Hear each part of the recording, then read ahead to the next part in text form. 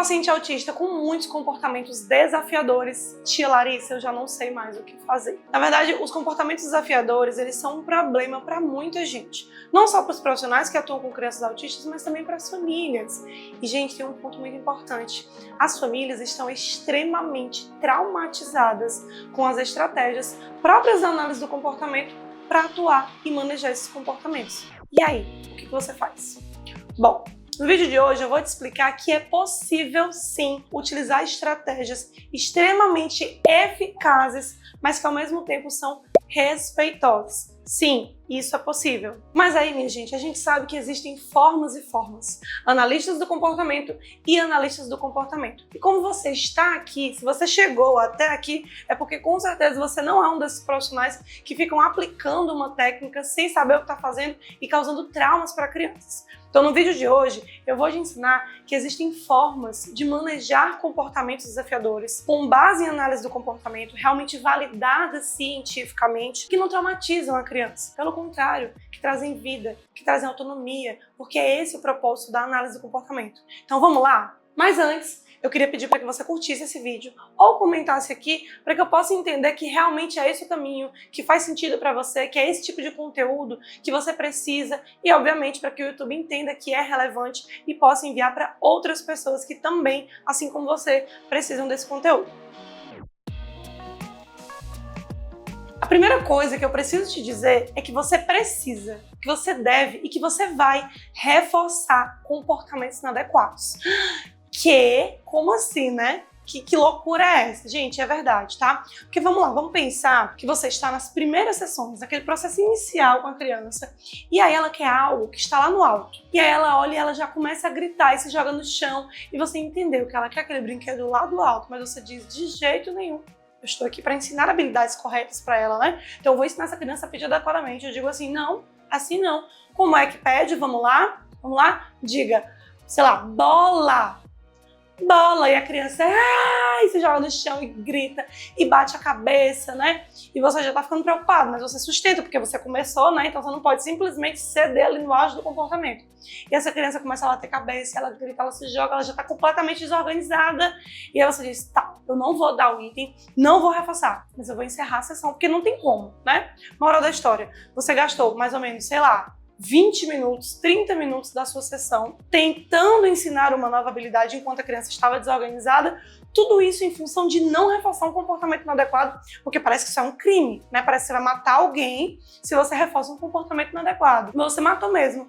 Você matou o vínculo nesse momento, tá? Por quê? Porque tá no começo da sessão, tá? A criança provavelmente não, ela já está completamente desorganizada. Na próxima sessão é possível que ela já não queira entrar, que ela já fique meio resistente. Então você estava no ponto 0 da estrada e agora você foi para o -5. Então para você chegar naquele ponto de novo, você vai ter que investir mais tempo. Eu diria que você precisa não se preocupar tanto em reforçar comportamentos inadequados no início. E esse é exatamente o caminho, tá? Para que a gente possa manejar comportamentos inadequados. Então, Larissa, como assim? Quer dizer então que eu deveria entregar para ela? Com certeza você deveria. Ah, então a criança se joga no chão, ela grita e eu entrego? Sim, porque você entendeu que ela se acalmou. Opa, então quer dizer que quando ela tem interesse em alguma coisa, ela se joga no chão e ela grita? Ah, tá tudo bem. Porque a partir daí você consegue planejar como é que você pode intervir mais na frente. Então não se preocupe, o comportamento inadequado ele vai aparecer 1, 2, 10, 50 vezes. Porque se ele não aparecesse com frequência, ele não era um problema. Concorda? Então não se preocupa, vai lá e reforça, você não vai ser a primeira pessoa e você não vai ser a última. Entrega, respira, cabeça sã, criança maravilhosa, regulada, vínculo estabelecido. Aí a gente pensa, temos um probleminha aqui. Temos uma criança que não consegue pedir de uma forma tão funcional. E aí então a gente vai para as cenas dos próximos capítulos que eu vou te explicar. Existe uma estratégia já validada na literatura que se chama treino de comunicação funcional. Então, basicamente, você entendeu que aquele choro, que aquele se jogar no chão, era uma forma da criança de se comunicar. né? Mas lembra que você reforçou, tá tudo bem, né? Ah, Larissa, ela vai fazer de novo. Com certeza, meu amor, independente do que você ia fazer ali, o comportamento não ia mudar magicamente, né? Mas aí o que você vai fazer? Você vai pensar, poxa, eu posso fazer um treino de comunicação funcional com essa criança. Ou seja, que outra resposta, que outro comportamento eu posso ensinar para essa criança que produz a mesma consequência? Então, de que outra forma essa criança pode pedir aquele item e ter acesso a ele? Ah, Larissa, ela pode apontar, ela pode dizer dá, ela pode dizer o nome do item. Opa, estamos no caminho certo, né? Então, no treino de comunicação funcional, nós vamos pensar em uma resposta alternativa que tenha um custo bem pequenininho, ou seja, que seja muito fácil para essa criança, que você vai ensinar para ela e sempre que ela emitir essa resposta, você vai lá e entrega aquela mesma consequência. Então, no nosso exemplo, o que eu vou fazer? Na sessão seguinte, eu vou pegar o mesmo item que a criança teve interesse naquele dia, vou colocar na prateleira, mas eu vou mostrar para ela. Eu vou dizer, olha só, dá, se a criança já tiver esse repertório, claro, né? Ou então vou apontar e vou dar uma ajuda para ela.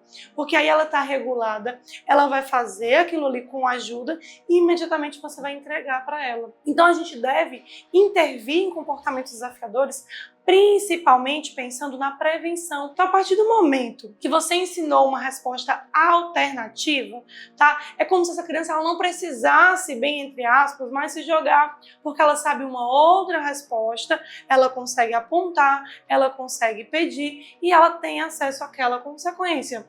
Só que essa criança, ela ainda vai ser uma criança possivelmente com uma baixíssima tolerância à frustração. Ela vai te apontar e na hora que você disser assim, não, de jeito nenhum, ela vai gritar e ela vai se jogar no chão, tá? Então, o que a gente pode pensar muitas vezes? Junto do treino de comunicação funcional, pensar em um treino de tolerância. Isso fica muito mais claro para ensinar a criança a retirar demandas indesejáveis. Por exemplo, você fala assim, Larissa, eu tenho um paciente que sempre que eu coloco demandas acadêmicas para ele, né, uma atividade, alguma coisa que pareça com algo da escola, ele já se desorganiza, ele joga a mesa, empurra. Então eu falo assim, ó, não é hora ainda de fazê-lo aceitar essas atividades acadêmicas. O que a gente vai fazer? A gente vai ensinar para essa criança como dizer não de uma forma mais adequada, porque é isso que ela está te dizendo, eu não quero, eu não aguento, eu não gosto. Só que ela está te dizendo isso empurrando da mesa. Então o primeiro passo é o quê?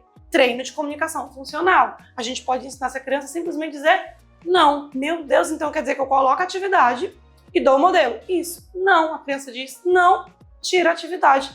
Ah, Larissa, mas aí ele vai falar sempre. Muito bem, esse é o nosso objetivo. Se ele falar sempre, você atingiu o critério que você tanto sonhou. Porque agora, ao invés de empurrar a mesa, ele diz o quê? Não. Tivemos a redução de um comportamento desafiador.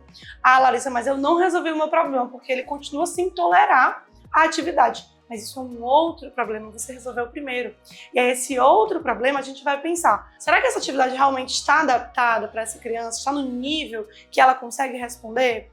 E aí você pode começar a fazer um treino de tolerância, né? No sentido de que você começa a ler a atividade com a criança e ela diz não. Aí você, ó, a tia vai te ajudar, vamos fazer só um pouquinho. E aí você vai lá e dá uma ajuda para ela, né? Então você não seguiu, digamos assim, aquele não. Quando a gente pensa nesse treino de tolerância, a gente vai até fazer um cálculo. Vamos pensar, a cada 10 oportunidades, a criança diz 10 não. No começo, a gente vai reforçar todos. Toda vez que ela disser não, a gente vai lá e tira a folhinha, por exemplo, a atividade. Depois de um tempo, quando esse comportamento já se estabeleceu, o que a gente vai fazer? Vamos pensar em 20%, né? Então, de 10 situações em que ela diz não, 2 situações pelo menos ali de início, eu vou dizer, ó, espera um pouco, vamos fazer só isso aqui. E posso dar uma ajuda para ela. Então essa criança ela vai começar a se adaptar. E gradativamente eu vou, como é que eu posso dizer, freando aí esse não. Ah, Larissa, até que eu nunca mais escute essa criança. Óbvio que não, porque senão o comportamento vai entrar em extinção. Então, a gente tem que ficar ali mais ou menos o quê? 60%? Não sei, depende muito da criança, tá? Então, primeiro, comunicação funcional. Nesse caso, ensino o meu pacientinho a dizer não, sim, reforçando todas as oportunidades. Depois eu ensino tolerância. Mas até esse ensinar tolerância, ele precisa ser planejado. Às vezes é uma criança que tem um repertório super básico e você está querendo que ele faça uma atividade totalmente esperada, por exemplo, para as crianças da mesma idade com desenvolvimento típico, né? E aí eu gosto de brincar dizendo que o inflexível aí não é a criança. O rígido está sendo você. Então essa coisa do treino de tolerância, ela vai servir para muita coisa, mas o que vocês têm que pensar? Que é algo gradual. Então não dá para, por exemplo, estou ensinando habilidades de espera e eu quero passar de 5 segundos para 50 segundos, tá? Estou ensinando a criança a habilidade de permanecer numa atividade extensa e hoje a criança fica 1 minuto, mas meu objetivo final é que ela fique 5 minutos.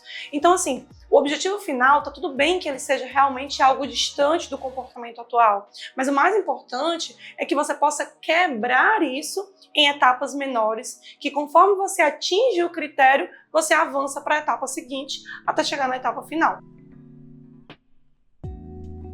E aí a gente vê uma outra estratégia que é excelente, também validada na literatura, obviamente, que é o reforço não contingente, tá? Ou NCR, porque é uma sigla que vem do inglês. Tia Larissa, o que é isso? Vamos falar aqui só entre nós? O reforço não contingente, tirando um pouco da língua, né, da linguagem da análise do comportamento, é como se fosse aí entregar algo de graça. Como assim, né? Primeira coisa que a gente precisa é avaliar. E, gente, a avaliação ela vai estar na base de tudo. Tentem não fugir disso. Eu sei que muitos de vocês ficam, mas como é que eu faço intervenção? Eu já sei avaliar, não sabe. Porque muitas vezes a sua intervenção ela não está legal porque você não está sabendo avaliar. E avaliar não é só utilizar o VibMap, o Wables, o Wayfos. É entender de onde é que está vindo esse comportamento. É entender o que é que mantém. Então, vou trazer um exemplo que vai ficar claro para vocês, que vai sair todo mundo aqui, ó, craque, beleza? Vamos pensar que tem uma criança em sala de aula que do nada, muito do nada, ela se levanta, ela começa a girar. Ela gira, e a professora entende que ela tá ali se reorganizando, tá se regulando, que tem uma questão sensorial envolvida, retira a criança de sala para que ela fique bem, leva para uma sala de recursos, por exemplo, e aí lá a criança se reorganiza e volta para a sala de aula. Mas o questionamento da professora é que isso tem acontecido com muita frequência. E aí, o que fazer? Bom, um mau profissional, provavelmente ele vai querer intervir diretamente em reduzir esse comportamento. Vamos deixar essa criança na sala para esse comportamento reduzir. Um bom profissional, ele vai ouvir atentamente e primeiro ele vai avaliar para entender qual é a função desse comportamento. Porque nenhum comportamento se mantém do nada e se mantém por acaso. Então a gente precisa pensar, pode ser sensorial, mas e aí? E o que mais? Né? A criança fica levantando porque não tem nenhuma outra coisa que concorra, porque às vezes, gente, a criança não está entendendo nada do que está sendo colocado ali, não tem nada que seja atrativo para aquela criança, nada foi planejado para aquela criança e girar é muito bom para ela. Então ela vai fazer o quê? Ela vai girar. No lugar dela, eu também faria a mesma coisa. Então a gente precisa entender como é que está esse ambiente para poder planejar realmente uma intervenção que possa reduzir esse comportamento, mas de uma forma eficaz e ao mesmo tempo respeitosa com essa criança. E aí vamos supor não, você é o bom profissional e aí você foi lá, avaliou e entendeu que essa criança, ela ficava muito tempo ociosa dentro dessa sala de aula, ela terminava as atividades rapidamente e que na sala de recursos tinham coisas muito legais que a criança gostava muito. Então, gente, não é que essa criança pensou e manipulou, já sei, eu vou girar aqui porque quando eu girar a tia vai me levar para a sala. Não, isso não precisou passar pela cabeça dela. Vamos supor que em um dia específico essa criança começou a girar porque era um comportamento que ela já emitia em outros contextos. Só que, para além disso, nesse dia a professora levou para a sala de recursos. E lá ela encontrou brinquedos que ela gostou, que ela se divertiu e que foram muito legais. Esse comportamento foi reforçado, né? Já que ele passou a acontecer em uma frequência maior. E aí, de novo, entra o mau profissional. O mau profissional pensaria assim, então ela não vai mais para a sala de recursos. Porque se o que reforça o comportamento é ir para a sala de recursos, é só a gente tirar. Mas você não é uma profissional, né? Então você vai entender o quê? Primeiro, a gente pode ensinar respostas alternativas. Eu posso ensinar essa criança, por exemplo, a pedir de uma forma adequada. Só que antes disso, eu posso entrar com um reforço não contingente. Como assim? Poxa, eu entendo que para essa criança ir até a sala de recursos é extremamente reforçador. Não é assim?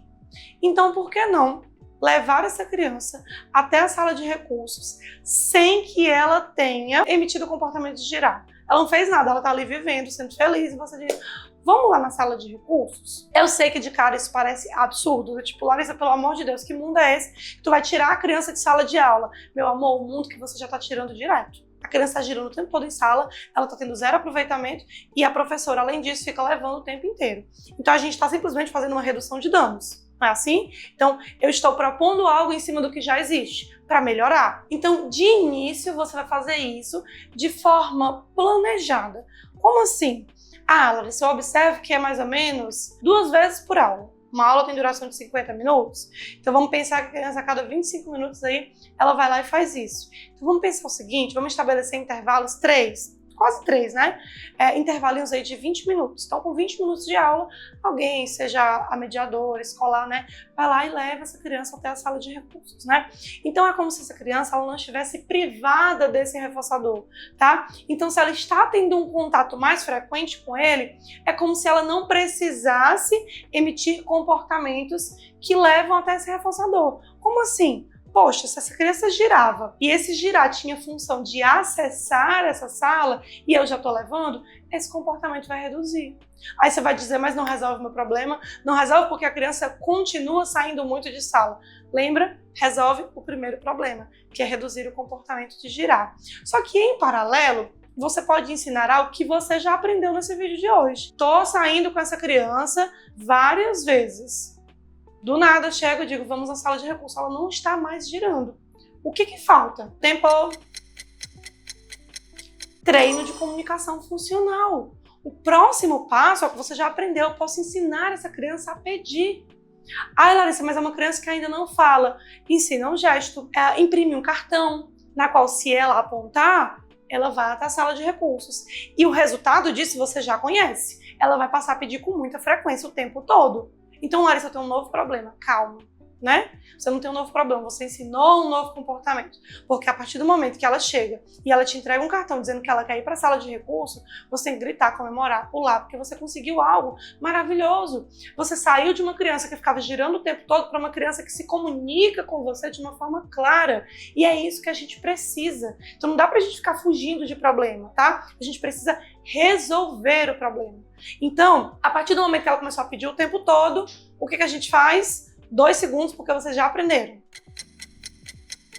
Treino de tolerância. Então, uma criança que está pedindo com muita frequência, ela já aprendeu, o comportamento já está estabelecido e a gente faz um treino de tolerância. A gente vai ensinar essa criança que sim, o pedido dela é ouvido, porque nós vamos reforçar muitas vezes, mas algumas das vezes que ela vai me pedir, eu vou dizer, ó, espera só um pouquinho, que agora a gente vai fazer tal coisa, né? Então, essa criança, ela começa gradativamente a tolerar.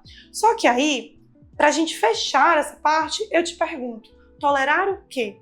O que você está propondo para o seu paciente? Então, muitas vezes, você está pensando que essa criança deve tolerar o ócio. Você não tolera o ócio. Muitas vezes, você vai para uma consulta de dentista, de médico, você fica no celular o tempo todo. Quando o celular descarrega, você fica para arrancar cabelo, né? Então, você precisa pensar, estou ensinando o meu paciente a tolerar, mas tolerar o quê? Então, a gente precisa pensar também no quão esse contexto está adaptado para o repertório daquela criança. Então, é a sala de aula, são as suas sessões, de alguma forma isso também precisa ser motivador. Então, quero ensinar essa criança a tolerar, quero reduzir comportamentos desafiadores, mas eu quero e eu preciso fazer isso de uma forma respeitosa com essa criança. E uma delas é pensando em algo que seja realmente motivador e que vai agregar na vida da criança. E aí, claro, como um bom analista do comportamento, você precisa registrar todas as tentativas para que você consiga acompanhar, elaborar um gráfico e entender se a intervenção realmente está funcionando. Inclusive, eu acho que eu deveria fazer um vídeo sobre isso. O que vocês acham? Né? Comenta aqui se você acha que é interessante um vídeo sobre como registrar, como mensurar comportamentos, né? Porque eu acho que é um negócio que encaixa muito. Mas, de toda forma, independente se você sabe mensurar bem ou não, você já sabe estratégias extremamente ricas e validadas pela literatura de como manejar comportamentos desafiadores. E principalmente, como a gente conversou, de uma forma eficaz e que é respeitosa. E se ficou alguma dúvida, deixa aqui nos comentários. Não deixa de se inscrever para você ser notificado do próximo vídeo. Então, tchau, tchau e até a próxima!